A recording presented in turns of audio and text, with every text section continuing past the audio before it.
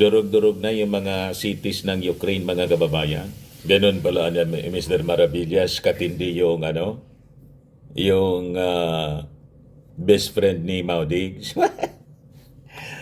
Spiritual advisor po ni Maudigs, si Pastor Gibbs. Kaya naman palaan niya, Mr. Maravillas, ganun mag-behave yung dating Pangulo.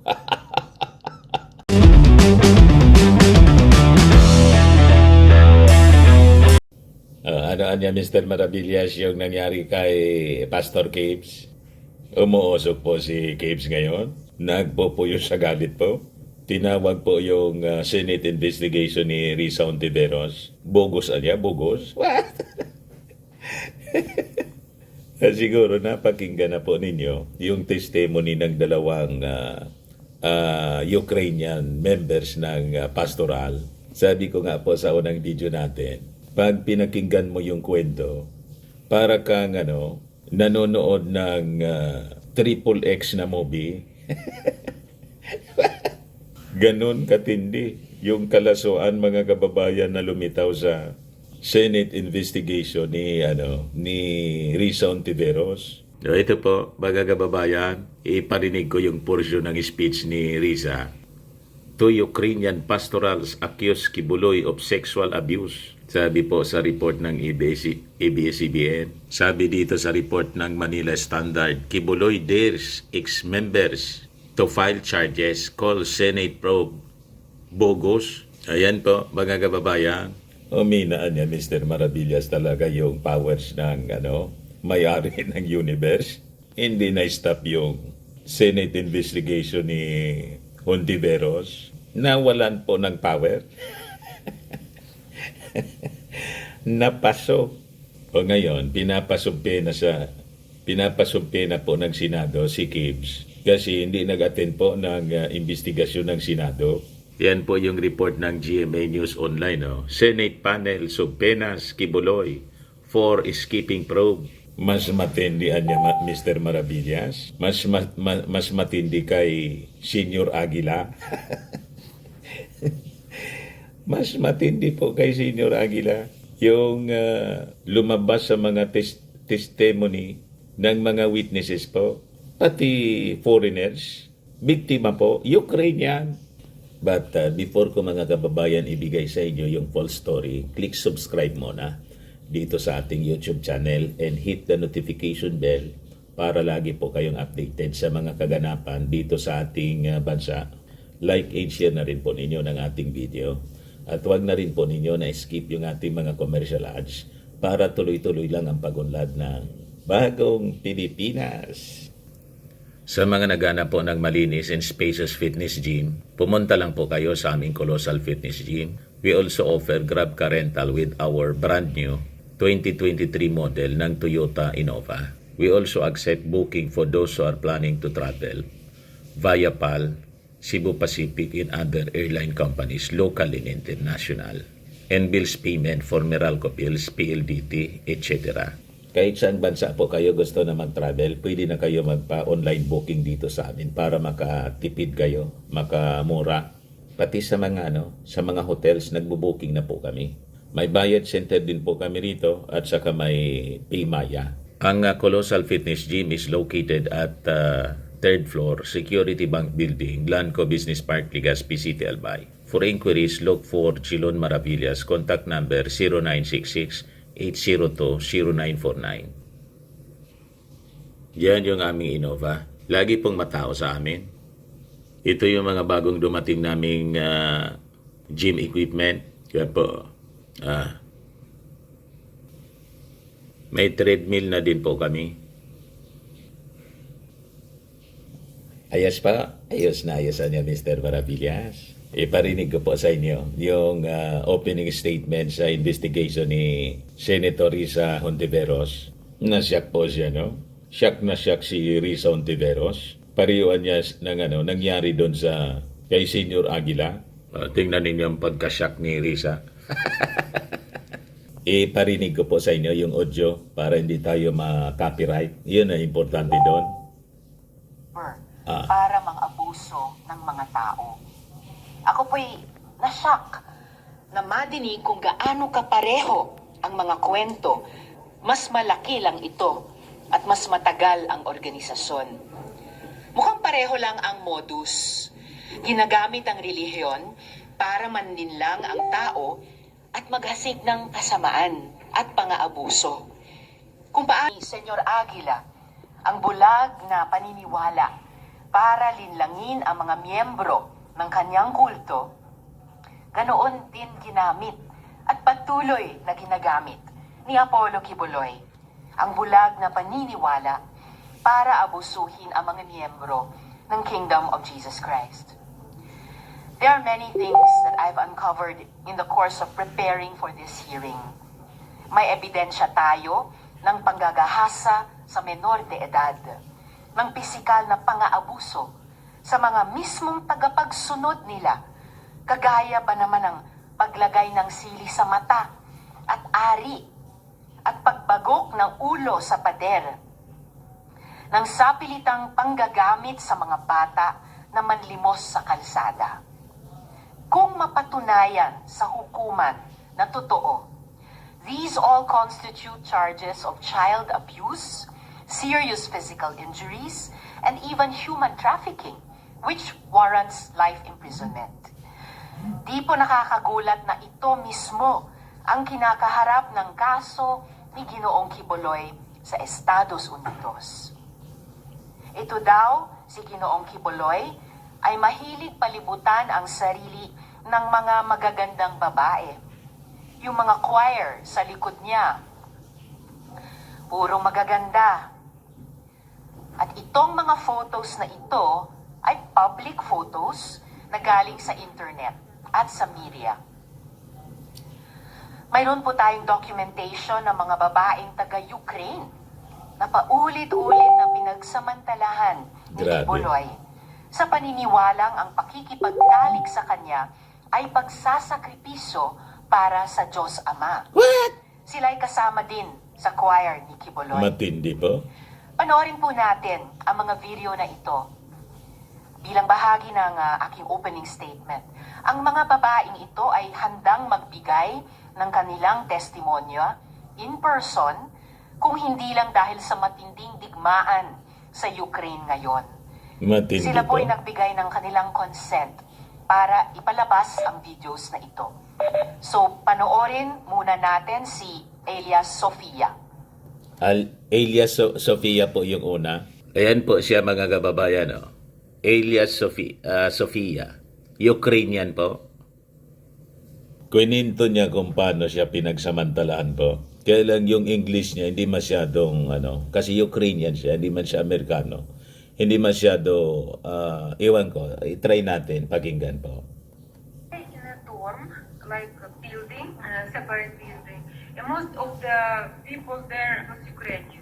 Tell me how your relationship with Pastor Kibuloy developed or unfolded. At first, our relationship was very good, very warm, very friendly. I Friendly didn't daw, know, it's yan like o. life, there's nothing about that. They transfer me in one room with Jack Roy. She's pastoral in one of the rooms, like she's very close to pastor. And I live with her in one room. Parang Russian siya kung magsalita. Ukrainian kasi, Russian din. Jack Roy and other girls of pastorals are Filipino. They used to fellowship to me like, are you ready to sacrifice everything to God, to What? the Father?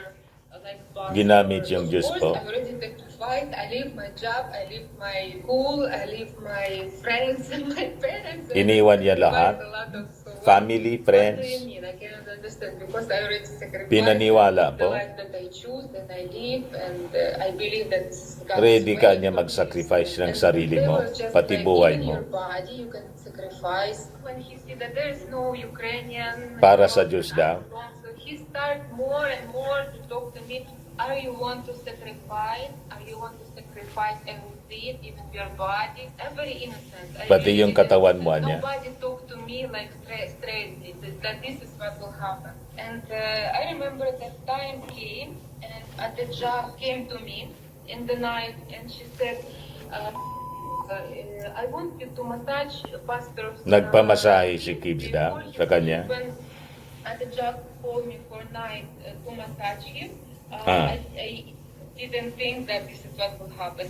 Even Parang though na-hypnotize siya. And she saw that I'm crying. but Sunod-suro na I lang siya. do what they want Pero me to umiyak do. siya, I mga did kababayan. not. I put this drama and crying and scaring in the night, and they put it because I never stay in pastor alone in the night in the dark, and I was normal. It was big room. Ninenervyos siya. There is one little room. So Atija lead me there, and she said, "Go in pastor's room." And I just Triple X po yung kwento. room because I was scary and I was crying, and pastor was waiting for me. Until he realized that I'm not coming, and he by myself went out and put me in his room. And I was like scary, like massage my feet here, little by little, and I was very nervous. And it was that suddenly he started to move my hands to put on his back, but he said massage here, and I said, oh my God, okay, and I massaged. And after that, little by little, Hinawakan daw he yung turned to puwit me niya. And he removed my clothes. And, Tinanggal na siya, tinanggal yung kanyang I damit. was very shocked. I was like, I cannot explain. Parang porno movie po. This is what happened. He just removed my clothes and have sex with me. Women below the age of 18 years old, were they also being used sexually? Yeah, I didn't know about this for how Below many 18 years old siya naman. till before I left Philippines. I heard from others, like, she's very close to Pastor. She grew up with him. She's a senior there. Ganun katindi po. Parang nanonood ka ng Triple X movie o porno videos. Pag pinakinggan mo po, karumal-dumal. Ganon din po ang sinapit nitong alias Ninya. After it's like late at night, sabi rito. Yung 10 oras ng gabi, pinapapasok siya sa kwarto para magpamassage po. The same yung strategy, mga kababayan. Then, nangyari yung mga hindi dapat mangyari. Pakinggan po ninyo siya. I didn't think anything, and then when Pastor Kibolot called me, he was asking me if I will become a pastoral, and he said that you must sacrifice everything. including You must your body." sacrifice everything But, niya. I was Parehas yung sinasabi. very innocent to that. I did not understand. I thought it just sacrificed your body. That it's. You sacrifice niya your body. Like that. There was time that he was calling me at night again, and then Sa gabi siya he was tinatawag. trying to explain to me what is the meaning of that. Like you have to sacrifice your body. You have to have a sex with him. You have niya to have SEX. It's like Ayan po, mga foreigner sila, mga Ukrainian, dalawang Ukrainian. Ang sabi, willing sila na mag-testimony dito sa Senado, kung hindi lang sana, mga kababayan, nasa giyera sila. Ang hirap lumabas sa kanilang bansa ngayon kasi may giyera yung Ukraine tapos yung Russia. Durog-durog na yung mga cities ng Ukraine, mga kababayan. Ganun pala niya, Mr. Maravillas, katindi yung yung best friend ni Maudigs. Spiritual advisor po ni Maudigs, si Pastor Kibbs. Kaya naman palaan niya, Mr. Maravillas, ganun mag-behave yung dating Pangulo. Ganun ba? Nagtaka pa kayo?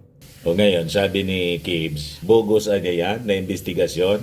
Hindi niya ako magsasubmit yan. Ayan po. In a video statement played over his sex Facebook page, Kibuloy stressed he will not submit himself to a bogus hearing ng Senado. He challenged Ontiveros to help his supposed victims file charges in court where there is fair play niya. Sabay deny ng mga charges laban sa kanya. Wala man niyang katotohanan yung rape charges. Kasi niya, it was already dismissed by a court in Davao City, in that the sexual abuses he supposedly perpetrated onto Ukrainian women pastorals were untrue. Hindi man na niya yan totoo. Ngayon, pinapasumpe na siya kasi ng Senado na kailangan personal siya na mag-appear. Ngayong unang hearing po kasi absent si Kibbs.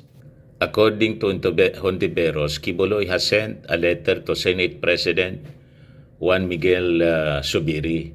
Although Quiboloy sent his lawyer to attend the hearing, Hontiveros said the pastor's legal counsel would be irrelevant niya because the accusations of the victim should be directly addressed by the religious leader. Kayo, pastor, ang dapat humarap sa susunod na pagdinig because you are being subpoenaed by this committee. Hindi po kayo anak ng Diyos na exempt sa otoridad ng Estado. Kahit ang Korte Suprema niya ay walang kapangyarihang pigilan ang ganitong inquiries ng Senado at ang pag-require sa mga taong humarap dito, like any ordinary witness, you of course can invoke the right against self-incrimination only when and has the possibly incriminating question is propounded. Kawalan ng galang sa buong institusyon ng Senado ang iyong pagtangging humarap. Sabi po ni Risa Hontiveros. So, abangan natin po sa mga susunod na hearings. Kung yung may-ari ng universe po ma-stop ang mga ginagawang investigasyon ngayon at kung siya ay mag-a-appear o hindi. Pag hindi, malamang ipakontempt siya at ipaaresto, mga kababayan. Yan man lang po yung ating mga balita ngayon. Ako po si Dante Maravillas. Bye-bye. God bless.